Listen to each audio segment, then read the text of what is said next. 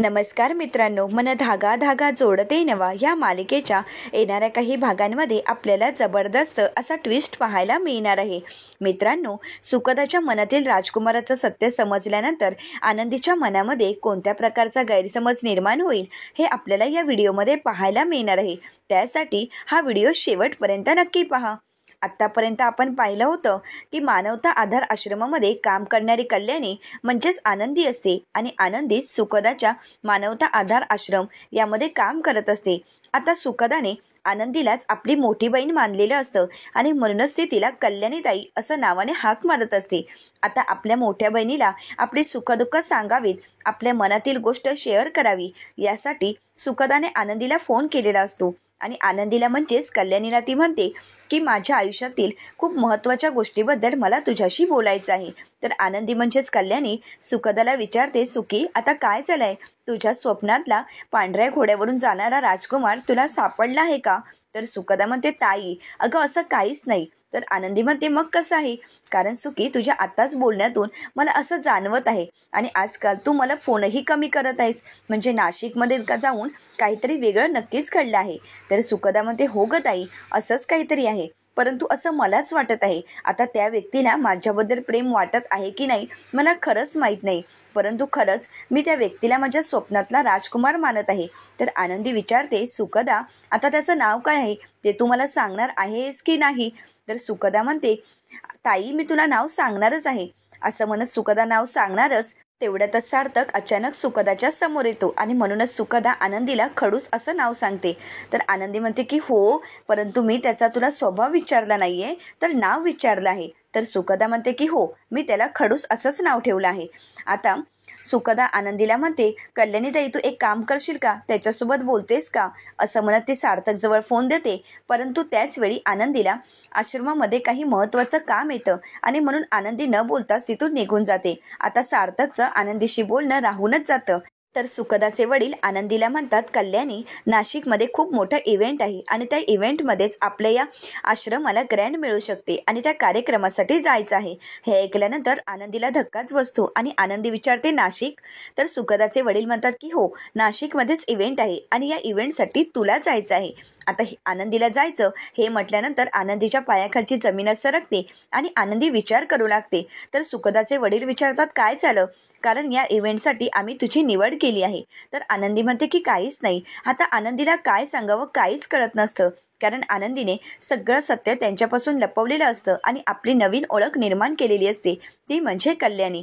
तर आता सुखदा सुद्धा कल्याणीला म्हणजेच आनंदीला फोन करते आणि म्हणते, कल्याणीताई अगं बाबा म्हणत होते की आता नाशिकमध्ये खूप मोठा इव्हेंट आहे आणि त्यासाठी बाबा तुला इथे पाठवून देत आहे. कल्याणीताई तू नक्की येशील ना? तर आनंदी म्हणते, परंतु सुखी आश्रमातील किती महत्त्वाची कामं आहेत, आपल्याला किती मोठी ऑर्डर मिळाली आहे. तर सुखदा म्हणते, कल्याणीताई तू तर कामं नेहमीच करत असतेस, परंतु आता एवढा मोठा इव्हेंट आहे की ज्यामुळे आपल्या आश्रमाला ग्रँड मिळू शकते, तू ये ना? तर कल्याणी म्हणते, परंतु कसं शक्य आहे? सुखदा म्हणते, अगं बाबा म्हणाले आहेत ना, ते सगळं काही हँडल करतील, मग तू नक्की ये. आणि हो, तू आल्यामुळे माझा खूप मोठा फायदा होणार आहे. तर आनंदी विचारते, काय ग सुखी, तुझा काय फायदा होणार आहे? तर सुखदा म्हणते, कारण माझ्या मनातील राजकुमार, पांढऱ्या घोड्यावरून चालणारा राजकुमार कोण आहे हे मला तुला प्रत्यक्षात दाखवायचं आहे आणि ते सत्य मला तुला सांगायचं आहे. तू माझी ताई आहेस ना, मग अगोदर हे सगळं काही मला ताईसोबतच शेअर करायचं आहे. तर आता आनंदी म्हणते, परंतु सुखदा म्हणते की मला आता कुठलंही कारण नको आहे, तू प्लीज येशील ना? आता मात्र आनंदीजवळ दुसरा कुठलाच पर्याय नसतो. आता आनंदी सुखदाला नकारही देऊ शकत नसते आणि म्हणूनच आनंदी सुखदाला म्हणते की हो, मी नक्की येईन. तर आता आनंदी नाशिकला येणार म्हणून सुखदा खूप खुश असते आणि ती सार्थकला म्हणते की माझी मोठी ताई इथे येणार आहे. तर सार्थक विचारतो, ताई मला तर एवढंच माहीत होतं की तूच मोठी आहेस. तर सार्थकला सुखदा म्हणते की हो, मी मोठी आहे, परंतु आश्रमामध्ये आमच्या काम करणारी कल्याणीताई आहे आणि मी तिला माझी ताईच मानत आहे आणि त्यामुळे माझी ताई इथे येणार याचा मला खूप आनंद झाला आहे. परंतु सार्थक तू तिला नक्की भेटशील ना? तर सार्थक म्हणतो की हो, तू आता एवढं तुझ्या ताईचं कौतुक करत आहेस म्हणजे मला तर भेटावंच लागणार. तर सुखदा म्हणते, ठीक आहे, मग आता माझी उद्या ताई येणार आहे, तू माझ्यासोबत तिला भेटण्यासाठी ये. सार्थक म्हणतो, परंतु तिला घरी घेऊन तरी ये ना? तर सुखदा म्हणते की हो, मी मावशीला दाखवण्यासाठी तिला घरी घेऊन येणारच आहे, परंतु तू सुद्धा तिला भेटण्यासाठी माझ्यासोबत चल, मला तिला सरप्राईज द्यायचं आहे. तर सार्थक म्हणतो ठीक आहे. तर आता आनंदी ही नाशिकला यायला निघालेली असते. आनंदी नाशिकमध्ये आल्यानंतर सुखदाला फोन करते आणि सुखदाला विचारते, सुखी अगं तू कुठे आहेस, मला ॲड्रेस पाठव ना. तर सुखदा म्हणते, नाही ताई, मी तुला सरप्राईज देणार आहे. तू ज्या ठिकाणी आहेस ना तिथेच थांब. मी माझ्या मनातील राजकुमाराला घेऊन तिथेच येत आहे. आता मला पहिली भेट तुझी घडवून द्यायची आहे आणि त्यानंतरच मी तुला इथे घेऊन येणार. सुखदाला आनंदी म्हणते, ठीक आहे सुखी, अगं तुला वाटतंय तसंच होणार आहे, मी इथेच थांबते, तू येशील ना. तर सुखदा म्हणते की हो, मी आत्ताच येत आहे. तर सुखदा सार्थकला म्हणते की माझी ताई आली आहे नाशिकमध्ये, आपण निघूया का. सार्थक म्हणतो हो. असं म्हणत सार्थक सुखदासोबत निघालेला असतो. परंतु सार्थकला अचानक ऑफिसमधून फोन येतो आणि सार्थकला मीटिंगसाठी जावं लागतं. आता सुखदा ही एकटीच कल्याणीला भेटण्यासाठी निघालेली असते. आता हॉटेलमध्ये गेल्यानंतर कल्याणी म्हणजेच आनंदी सुखदाला विचारते, सुखी अगं काय झालं, तू तुझ्या मनातील राजकुमाराला घेऊन इथे येणार होतीस ना. तर सुखदा म्हणते, अगं ताई, आता तू मला तेच चिडवणार आहेस का. अगं त्याला खूप महत्त्वाचं काम आलं आणि त्यासाठी त्याला ऑफिसमध्ये मीटिंगसाठी जावं लागलं. परंतु आजच्या दिवसामध्ये मी त्याची भेट तुझ्याशी नक्कीच घडवून आणणार आहे. तर सुखदा ही आनंदीला म्हणते, कल्याणीताई आता कामासाठी आलीस म्हणजे तू नक्कीच उपाशी निघाली असणार. अगोदर आपण हॉटेलमध्ये काहीतरी खाऊन घेऊ. तर आनंदी म्हणते, नाही सुखदा, मला तर इव्हेंटसाठी जायचं आहे. तर आनंदीला सुखदा म्हणते की हो कल्याणीताई, त्या इव्हेंटला अजून खूप वेळ आहे, अगोदर आपण नाश्ता करून घेऊ. आता हॉटेलमध्ये ऑर्डर येईपर्यंत आनंदी आणि सुखदाच्या खूप छान गप्पा रंगलेल्या असतात. आनंदी विचारते, काय मग तुला काही नाशिक सोडून यावंसं वाटत नाहीये का. तर सुखदा म्हणते, तेच ना गं ताई, मला आता या नाशिकमधून कुठे जावं असं वाटतच नाहीये. मला हे नाशिक खूप आवडलं आहे आणि या नाशिकमधील प्रत्येक व्यक्ती मला आवडली आहे आणि खास करून माझ्या मनातील राजकुमार. तर आनंदी म्हणते की हो सुखदा, परंतु तो राजकुमार कोण आहे, त्याचं नाव तरी तू सांगणार आहेस का. तर सुखदा म्हणते की हो, मी तुला नाव तर सांगणारच आहे. तर आनंदी म्हणते, परंतु नाव सांगून काय उपयोग, तू अगोदर मला फोटो दाखव, म्हणजे तुझ्या मनातील राजकुमार कोण आहे हे मलाही कळायला हवं. तर सुखदा म्हणते की हो, मी तुला फोटो दाखवणारच आहे. असं म्हणत सुखदा ही आनंदीला फोटो दाखवणारच. तोपर्यंत आनंदीच्या मनामध्ये नाशिकमधील प्रत्येक आठवण डोळ्यासमोर येत असते. तिला आय्यांची आठवण येत असते, सार्थकची आठवण येत असते. सार्थक सोबत घालवलेला प्रत्येक प्रेमाचा क्षण आनंदीला आठवत असतो. सार्थक सोबत टपरीवर खाल्लेली मिसळ आनंदीला आठवत असते आणि तिथे असलेल्या मिसळीच्या वासाने आनंदीला प्रत्येक क्षण आठवू लागतात. आनंदीच्या डोळ्यामध्ये अश्रू येतात. तर सुखदा विचारते, अगं कल्याणीताई, काय झालं आहे, तुझ्या डोळ्यामध्ये अश्रू. तर कल्याणी सुखदाला म्हणते, नाही ग सुखे, तुला खूप दिवसांनी पाहिलं आणि तुझ्या चेहऱ्यावरचा आनंद पाहून डोळ्यामध्ये अश्रू आलेत, बाकी काहीच नाही. एवढ्या वर्षानंतर आमच्या या सुखदाच्या आयुष्यामध्ये राजकुमार आला आहे, हे ऐकल्यानंतरच खूप आनंद झाला आहे.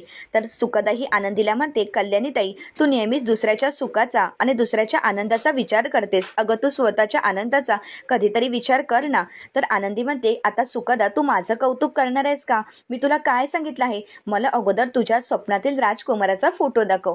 तर सुखदा म्हणते, हो कल्याणीताई, मी तुला फोटो दाखवणारच आहे, परंतु त्याच्याबद्दल मला तुला खूप काही सांगायचं आहे. अगं तो खूप मन मिळावू आहे आणि खूप चांगला स्वभाव आहे आणि त्याच्याजवळून काहीतरी प्रेरणा घ्यावी असाच तो आहे आणि मला खरंच त्याच्याजवळून खूप प्रेरणा मिळत आहे. तर आनंदीला सार्थकची आठवण येते आणि आनंदी मनाशीच म्हणते की मी सुद्धा माझ्या सार्थक सरांचीच प्रेरणा घेत आहे आणि म्हणूनच मी खंबीरपणे हे काम करत आहे.